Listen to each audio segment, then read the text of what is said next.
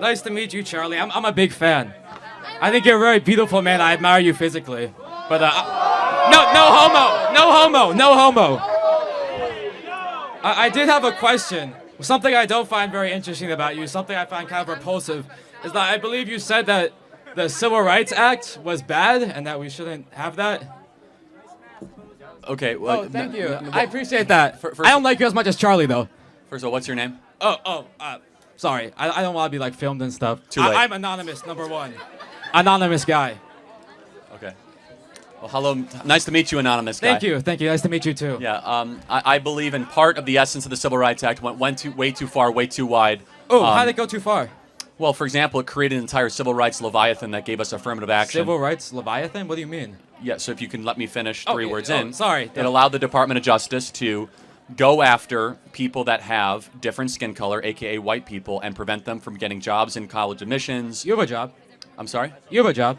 No, you're right, I do. Right, but just until Trump came around, until the Supreme Court decision, thanks to the Civil Rights Act, if you have white skin color, it's much harder to get into a college than if someone has black skin color. Much harder. You have to get higher test scores. It's a much harder pool, largely thanks to the precedent set by the Civil Rights Act. Not to mention all the trans stuff, and they use the Civil Rights Act to justify it. Okay, I think I see where you're coming from. So you think that it's harder for white people because black people they could have lower tech scores and get them? It's not what I think. It's the fact. That's what you're saying. Okay.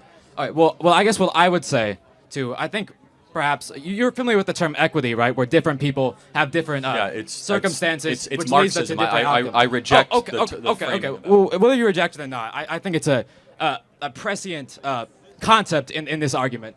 Because what you have to understand is that when for example, you're born in like a black neighborhood, you're born in like O Block or something, like a very, very, like a. Oh, you don't know what O Block is?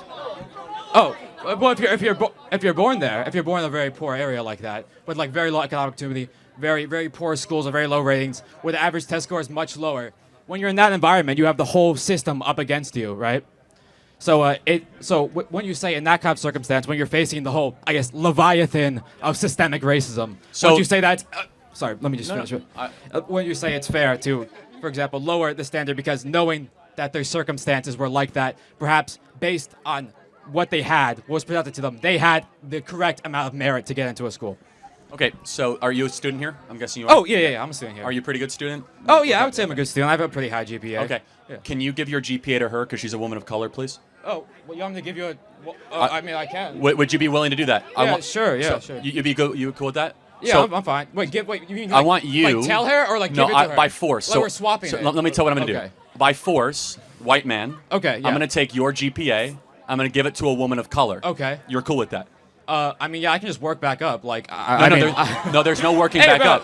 I can pull myself up by my bootstraps. No, there's no working back up. What do you mean you can't work back up? That's the whole point of conservatism, isn't it? I'm going to keep on taking it from you because that's equity. Yeah. And you're cool with that. What? But that's not This is equity in practice. Equity isn't taking. Equity is applying the equal standard. If you give, how do you get? You must take, and then you give. Wait, what do you mean? That which is given must first be taken. Well, what's being taken? Well, in this case, grades from you to grades to her. No one's taking my grades, though. That's not what affirmative action is. Hold on a second. No one takes your grades. Hold on a second. If you only have so many, you only have so many positions at University of South Florida to come in, right? There's a set number. Let's say it's 20,000 people, okay? And we're going to say we're going to lower the test standards so that somebody that's a woman of color can come in, and therefore it's harder for you. So it's a higher bar for you, lower bar for them. Definitionally, that's a redistribution of test scores to somebody else, just by the definition. And you're okay with that? Well, I guess I would ask then, if we were to do what you're doing, I guess that's what's happening under Trump, right? Well, no, it's actually been happening the last 40 years. Okay, actually, yeah, whatever. Okay, so when you say that, if you do that, then, well, black people aren't going to get into school, and then they won't be able to uplift themselves. They won't be able to have prosperous families. They won't be able to, equalize the economic status because you need to give them a little jump start. You know what? You have a car, right? How is that? Well, no, now I know who you are. No, it's good. But no, how has that worked the last 40 years? We've had robust affirmative action. No. We've had hiring practices. Has it made black America more successful? I can answer that easily. It's because sorry. It's because sorry. What am I going for? Oh, I don't know. You're a funny guy. So what happened is, even after the Civil Rights Act, you know what I believe the term is massive resistance. It was a movement in after the Brown versus Board of Education in Virginia, where essentially the legislature, which was still white supremacist, which is still extremely racist, they decided that no, we're going to do everything that feasibly possible within our means to stop black people from going to white schools. You even see this in, I believe it was the Little Rock Nine, right? Even after it was legalized at the state level, white supremacist mobs still mobilized to prevent it. So even if it de facto it's gone, de jure it still exists. Let me ask you a very simple around. question. Yeah. A term you keep on throwing around. Got you. What is racism? What is racism? Ooh, that's a very complicated question. But No, it's not. I mean, there's a simple answer, and then there's the highly theoretical answer. Give me the simple. The simple answer will essentially be because we have like different skin colors, that he's treated a different way than me. He has like a different upbringing than me. No. But what is He's subjected to racism in practice? It's discrimination. Based on the color of the Based skin. on the color of the skin, yeah. Got it. Thank you. So isn't it racist then to penalize white people to come into college or to get jobs based on the color of their skin? Well, no. Wouldn't that be racist? So you're arguing for a very racist policy, which is that we should actively discriminate against people based on the color of their skin, which is affirmative action and DEI in practice. I just disagree with the premise that you can do like anti-white racism because Wait, can you be racist against white people? No, bro, I'm a cracker, bro. What the No, you can't be racist towards white. Bro, there's so many crackers here, bro. There's your clip, bro. There's your clip.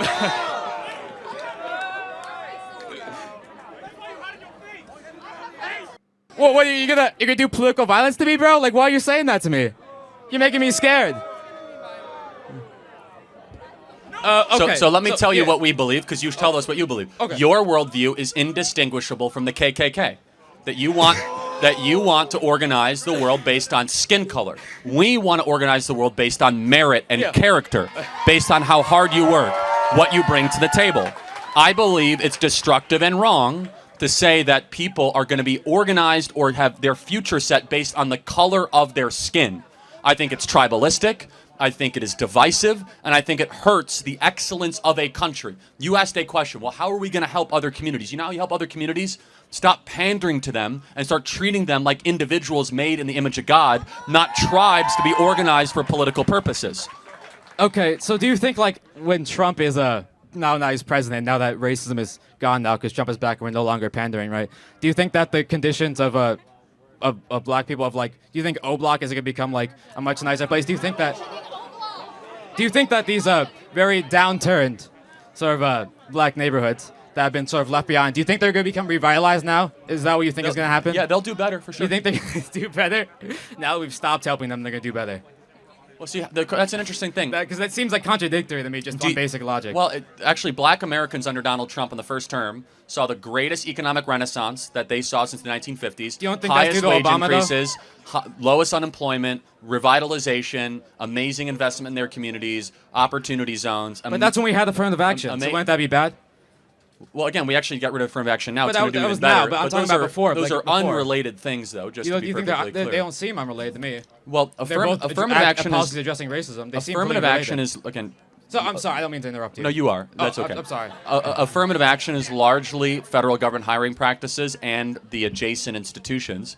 I think that all communities will do even better when we stop living under the soft bigotry of low expectations. Inherent in your argument is that we have to pander to certain communities based on the color of their skin because they can't do as well as white people. I reject the premise. I think that we should try to say, I don't care about the color of your skin. I care about what you bring to the table. And stop pandering to people based on special criteria, points, and acceptance to college, saying that we're going to make it easier for one group and harder for another group. I don't think it's pandering, though. I think it's understanding. Okay, but let me... Do you think that circumstances and working based on that? Do you think that we should have black-only dormitories in America? No, why would I want that? Okay, well, there's hundreds of schools that have those, actually. What do you mean black only? Like, they're not, white people are not allowed in. No, at white all. people are not allowed White in. people, yeah, that's why I said white people are not allowed Correct. in. We have black-only graduation ceremonies across the country. Well, those are from well, I believe those are most likely like HBCUs, right? No, like the University of Michigan has Michigan one, has an Yale all-black has dormitory? one, Harvard has one. So we're agreeing that is wrong. That is the furthest extension of hyper race obsession. So you could choose one or the other. You can be race obsessed or merit obsessed. We as conservatives decide to be merit obsessed, to build a country based on how hard you work and what you're able to deliver. Okay, well, so wait, here, just I wasn't. Final point? Oh yeah, final point. Sure. Okay. Here, this thing's a little close. Oh, I'm sorry. I didn't mean to offend your wonderful setup here. Yeah. So I guess I'll just restate my point that I don't believe you mentioned like all black dormitories, right? I mean, I don't really comment on that. I mean, I don't know if that's real. To me, that sounds fake, but I'll give you the benefit of the doubt here. It's very real. Okay, but I just think it's a very irrelevant kind of like aesthetic focused thing. It doesn't really affect the material conditions of like black But people. if you heard there were white-only dormitories, there'd be marching in the streets, right? Oh well, because okay, I get What's it. the I get difference? It. The difference is like, for example, if you want to go back to segregation, the all-white dormitory was nice as and the all-black one was. So if that was brought back, okay, if we were to do an all-white dormitory and an all-black I'm not dormitory recommending it. I think actually Okay. segregation is wrong and evil, and we're heading until Donald Trump. We were heading in that direction. But like, okay, I'll go back to because I let it slip by. But you mentioned that like in the early years of the Donald Trump presidency, right? That the conditions for the employment and stuff were going up for black people. What I would say is the economy works slow. It works at like a time dilation for when the policy is initially enacted. So what I would probably assume based on what you said to me is that it was the Obama era policies that actually led to that, and not the Trump policies because. Stuff like tax cuts I for just the love rich it. doesn't really help. In a year from now, black we're going to have people. the greatest economy ever. They're going to say it's all Biden. It's all Biden. Well, I mean, I don't think that's going to happen. I personally think the economy is going to shit with what all Elon Musk is doing. But if that was to happen, I mean, I guess my whole worldview. But I'm pretty certain it's not going to happen. What about Elon? What Elon's doing bothers you? Do you not want to see the government efficient? The government is efficient. He's just firing everybody. Looks like he did to Twitter. But y'all see what happened to Twitter? Bro, it's racist as now. It's just a Nazi haven. It went from like a pretty accepting place to like what like where like the average blue checkmark is saying Hail Hitler. Like Elon Musk himself has replied to like, he did the Nazi salute. Like we're not gonna forget about that, are we? No, he didn't. What do you mean? Y'all didn't see that clip, bro? Y'all see when he did that? All right. Oh, okay. And by the way, Yeah, I just want to thank you. thank you for something. You're welcome. Well, I want to thank you. Do I get a portion of like the TikTok revenue you're gonna get from this? I want to thank you. I want to thank you for something. Oh yeah. You are a perfect reminder I got why my we won Cash in App, November. though. So thank you for that. I really appreciate it. Thank you. Okay, I love this because Charlie is sincere and is 100% sincere. And I love the fact that, even if this guy don't want to see his face everywhere around, but at least he came to express himself. And that is what Charlie have been pushing for, freedom of speech, freedom of, he wants everyone to be able to express themselves, come with your difference and we dialogue and we find an amicable ground. This is lovely, and I believe Charlie, if we are doing things, it should be based on competence. We have this general exam we write in Nigeria before you enter any federal university. It does not matter if you are from the north, if you are from the south, if you are from the east, if you are from the west. They all have the same cutoff mark. If you are going to a federal university, this is your cutoff mark. If you are going to state university, this is your cutoff mark. If you are going to private university, you might not even need the exam. But at least they are not saying because you are from the north and educational system is a bit, shitty there, so your cutoff mark will be a bit low. No, everyone is going with the same cutoff mark. And I think by doing that, you bring in competition. People will want to do their best. When you bring down the cutoff mark, people feel relaxed. You say, I just need to get this and to be here. I don't need to work as hard as this person. And now you are not promoting competition. When you are in a competitive environment, people tend to strive. I know, some people might struggle, but people would want to spend sleepless nights just to make sure they stand out. And that is the kind of environment that grow, that thrive. When there is competition in the environment, everyone is trying to be creative. Everyone is trying to be more advanced than the next person. Competition is there. People will strive. But when you make a society in a way that the blacks have to have a lower score grade to be in a university than the whites, it shows that you are limiting their capability and making it look like they can't do their best. If you make everyone have the same grade, people will strive more. I've seen a whole lot of people from Nigeria going to the US and they are doing good for themselves. They are getting key position. And I've seen people from the US going to other countries doing good for themselves. And I think that competition is what makes it possible when everyone is, pushing to be the best. That is my own point. But this is beautiful, and I love the fact that Charlie tried to explain to this guy that the same way you are proving that the blacks should have lower grade, it's just like you're encouraging a black-only dormitory whereby white are not allowed, it's just for black only. And this was the same thing that Black kicked against when during the time of racism. when they were kicking against that there are places that black cannot go, or there are even areas that they cannot even get a house, they cannot rent a house, neither can they buy a house because of the color of their skin. And now everything is fading away. So why then are we bringing it back? It's not nice. If we are against racism, we should be against racism for all group. It should not be only black. It should be for all group, both black, white, Spanish, whatever country you're coming from. At least we are all human before race. You know, we all function the same way, the same blood flow in our vein, and we all have the same structure. So let's not differentiate ourselves simply because I am black, you are white, or you are from another continent. We are all one. We are all human. This is beautiful. I love this, and I want to see more videos from Charlie Kirk. If you have any recommendation, let me know in the comment section. It is the first time visiting the channel. Click on the subscribe button. Thanks for watching, and remember bless.